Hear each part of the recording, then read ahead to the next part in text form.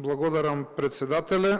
Почитуван колега Бетичи, откако ни одржавте една лекција околу економијата, зборувавте за фразологија и како одржлива политика, глобален раст, одговор на економијата и слично, да ве вратам во реалноста. Пред 6 месеци вие бевте вице-премиер за економски прашања и одговор на овие прашања очекувавме да дадете вие, а не сега да ни кажувате како треба да работиме. Видовме како работевте, а во согласно со тоа неколку работи ви сакал да ви кажам.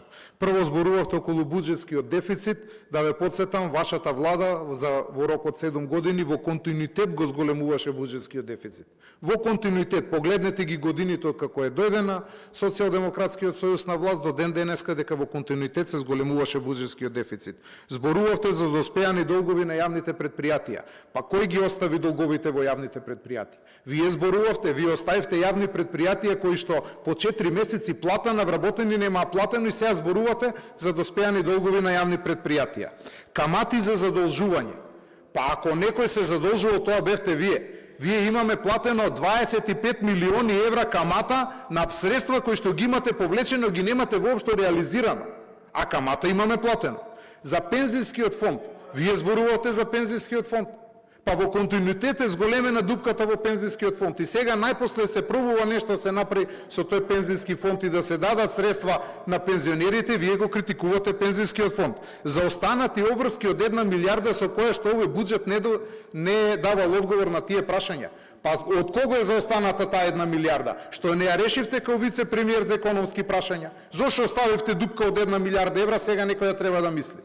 Што не ја решивте, што не оставивте чиста состојба без никакви задолжувања и сега ќе немавме воопшто за што да зборуваме. Селективност кај вработените во јавниот сектор. Па да ве подсетам, најголема селективност кај вработените во јавниот сектор имаше направено вашата влада. Па вие закон имате менувано за вработените, например, во Министерството за финансии да земаат за 30% повисока плата од другите вработени. Тука вие исто председателката на Комисијата за финансирање, па кажете за сите оние договори кои што беа подпишувани колективни, на кои што се зголемуваа платите на одредени луѓе, кои што работат во одредени институции, а се намалуваа платите кај другите или останува исти. Па најголемата селективност вие ја направивте. Ние имаме нереални колективни договори по одредени институции со кои што се соочуваме. А повторно ќе ви повторам, има и такви институции каде што законот го менувавте за да зголемите. Сега вие викате селективност имало кај јавните службеници. Па која направи таа селективност кај јавните службеници ако не вашата влада? На крајот, почитуван колега Фатмир Бетичи, вие не дадовте одговор на клучното прашање, тоа е на инфлацијата.